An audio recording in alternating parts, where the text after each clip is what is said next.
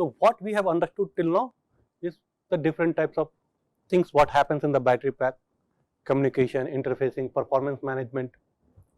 Now let's start looking on the different circuit what is there in the BMS.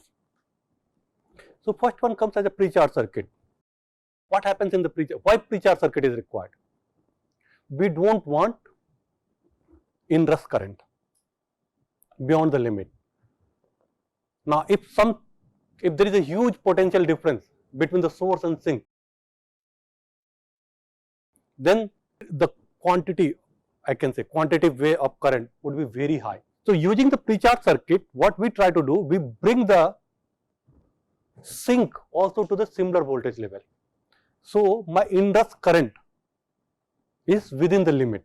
If there is a huge current flow, in that case what happens? Electronic components fails. One of the example here is the contactors, which is connected to the battery pack and connected to the outside. Now if you have a pre-charge circuit, what happens? Before it start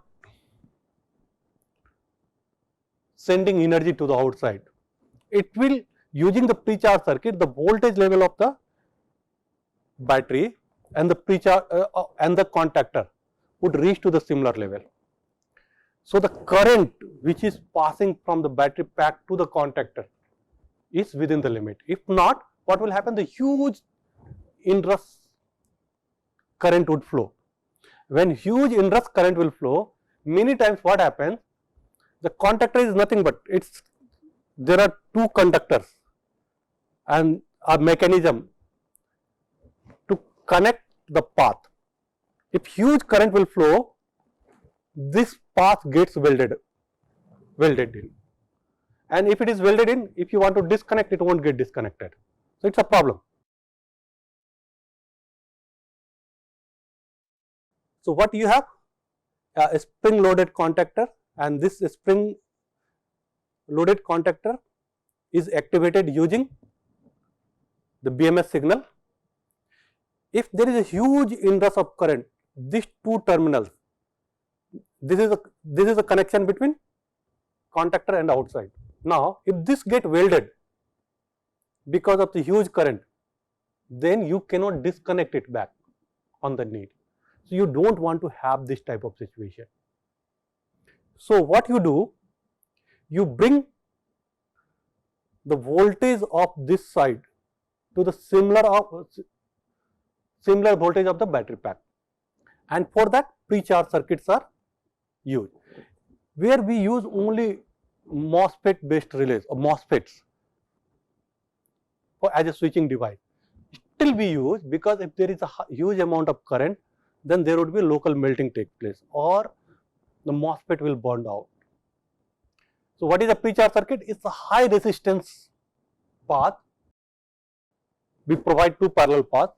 One path is your low resistance path and the other path is high resistance path. So we open only high resistance path so that the voltage should come near to the source. And once the voltage has come to near to the source, then we open the low resistance path so that current within the limit should flow. Otherwise, if initially itself we open the low resistance path, then huge inrush current will flow, and that could affect if it is electronic switch, semiconductor switch, or a contactor or relay type of switch by local welding or huge thermal stress because of those things. So how does it work? So you have a main contactor, this is the main path, and then you have a pre-charge relay. So it gets, this would be disconnected, this would be connected, so that your potential difference across this path becomes minimum, and then this get connected so that only the required amount of current flows through the path. So what we do, the pre-charge circuit is parallel to the contactors, while contactors, when I say we are using the external relays or contactor, in the case of semiconductor switching, MOSFETs. this get energized at least 90% of the pack voltage before getting energized to the contactors, so that your huge inrush current should not flow. And you know, this is a fail-safe mechanism here. If any problem comes outside, a short circuit, or one tries to draw more current, it gets disconnected. If it gets welded, it won't happen. If MOSFET gets burned, it won't happen. Then another one is management control unit, and it's nothing but a microprocessor, Infineon. It could be of ST, and this is what you see here is that. What management control unit does? This is the brain of BMS. BMS is a brain of battery pack, and this management control unit, MCU, is the brain of BMS. What it does? State determination, in what state the battery pack is, its data acquisition as well as logging, pack control, electrical and thermal, all safety protection, communication. So all the software, embedded software, you feed into this, and this keeps on calculating, controlling all other subsystem of the BMS. In general, a BMS usually contains a master and the slave MCUs for redundancy purpose. That's what we were talking. If it is an integrated BMS, we can have one master MCUs, and then we can have something like this, slave MCUs, which will control if there is any, in that case it has failed. So the first level of protection comes from here, the second level of protection comes from here. The latest MCUs like from ST or from Infineon can do lot of things together. It can sense, it can predict, it can control several devices in one go. Then we have something known as cell balancing. Why it is important? If you see the two conditions here, the topmost, the cell is, all the cells are at equal charge and discharge level. However, in the bottom one, not all the cells are at equal charge level. And how do we determine that? By measuring the cell voltage.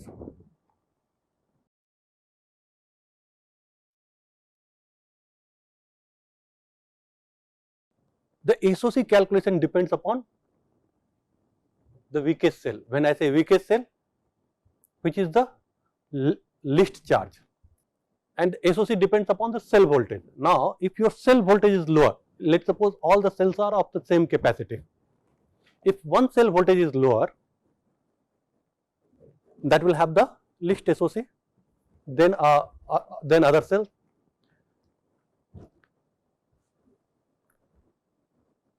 Now, if I have to bring all the cells of that level, but what is shown outside is the lowest voltage cell SOC is shown outside.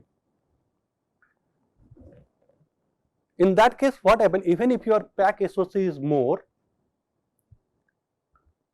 but overall your cell SOC is less, so you cannot take out the complete energy of the pack, because one cell will go run away faster. So in such cases, that's one condition. The second condition is that since all the cells are connected with each other, what will happen? If all the cells are at the not same voltage level, what will happen? There would be always an internal current flowing from one cell to other. And when we are saying these all the cells from one module or other module, there would be always an internal current flowing. And as soon as internal current is flowing, that means it's a charging, discharging, both the things are happening. And it's happening continuously if you are not making all the cell to same level. So both for energy perspective as well as the life perspective, it's important to keep all the cell at the same level, cell voltage at the cell level. But generally during the charging or the during discharging. Not all the cells get the reaches to the same level because of its health. So one cell may be at higher voltage, one cell may be at the lower voltage. But if we have to, but then the internal current will keep on flowing, and then you lose your precious life of the cell. To eliminate that situation, we do the cell balancing. And when we say cell balancing, that means we bring all the cell at the equal voltage level. Now, how to bring the cell, all the cells into the equal voltage level? So there are two ways. Whatever cell is at higher voltage, we discharge and bring it down to the lowest cell level, or discharge. Discharge could be passive and the active. When we say passive, that means we burn that energy using something known as resistor or MOSFET. The second is use that charge to bring up the lower voltage cells at higher side. That when we do that, then we say it's a active balancing. Passive balancing is easy, much easy. It is in your control. However, active balancing is slightly difficult, and that's why it is not widely used. In most of the places, because you need much more circuitry, much more control. So most of the places you don't want unnecessary balancing also to be happening. If one cell is weak and that always goes at lower voltage or higher voltage level, you don't want to keep it balanced always. But it's anyway happening actively, always it is happening, but you don't want to have it always. However, you have very less circuits involved in the passive balancing, and you have much more control over that one. And that's why the passive balancing is more preferred, even though you are wasting a small amount of energy. But benefit is you are able to predict your SOC much more accurately. Your cell life increases drastically. So basically, because of these two reasons, cell balancing becomes very important factor for a lithium-ion battery pack. What are the causes of imbalance? It might be due to different coulombic efficiency of the cell, due to different discharge current, variation in internal resistance, temperature gradient between the cells, because different temperature the cell will have different internal resistance. So unbalanced cell, this much energy gets wasted during the discharging, and this much of energy gets wasted during the charging, because you are not able to charge it fully, you are not able to discharge it fully. But if these all are balanced at the same level, in that case you will be able to discharge it fully, you will be able to charge it fully. You won't achieve the whole pack full capacity if you have unbalanced cells. How do we do? So there are two ways, as I discussed, active and passive. In the passive balancing, we basically dissipate the extra energy using the resistors or MOSFET. Drain charge from the cell above the balance set, whatever balance we have set, above that it will drain, and energy is wasted as a heat. In active balancing, move charge from the cells above the balance point to cell below the balance point. It's impossible to have zero balancing, zero differential voltage.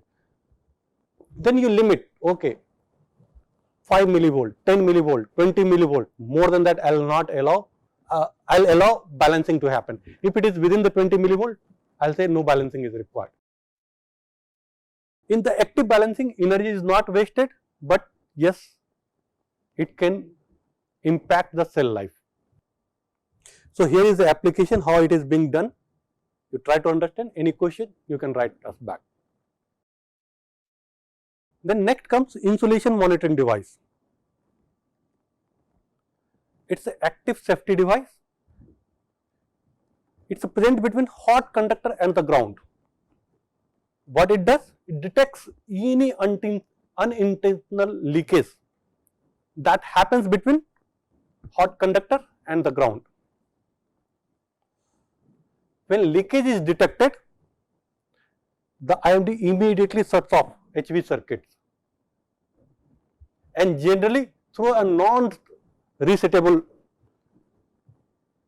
error which you cannot reset, because now the problem is there.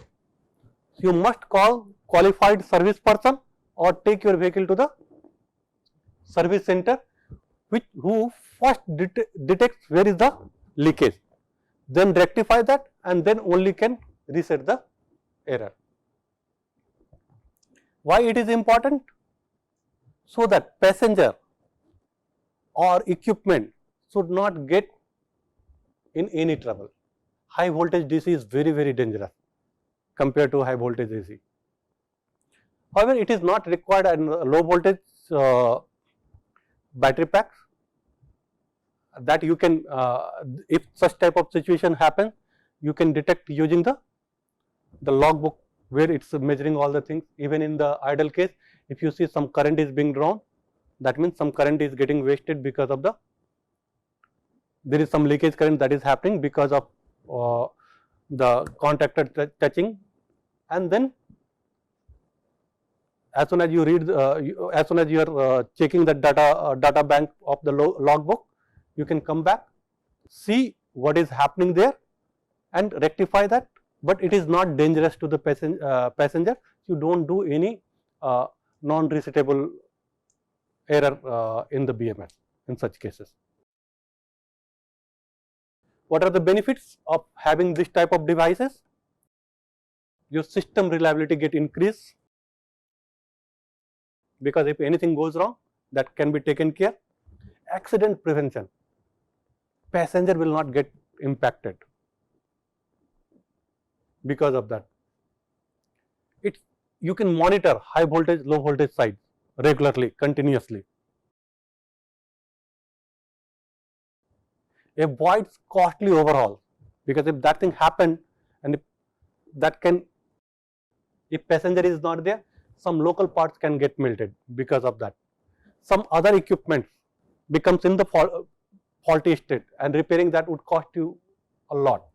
So when such type of things happen, IMD devices help. So what we studied till now is different types of protection circuit, like pre-charge, IMD. Okay, any question till now?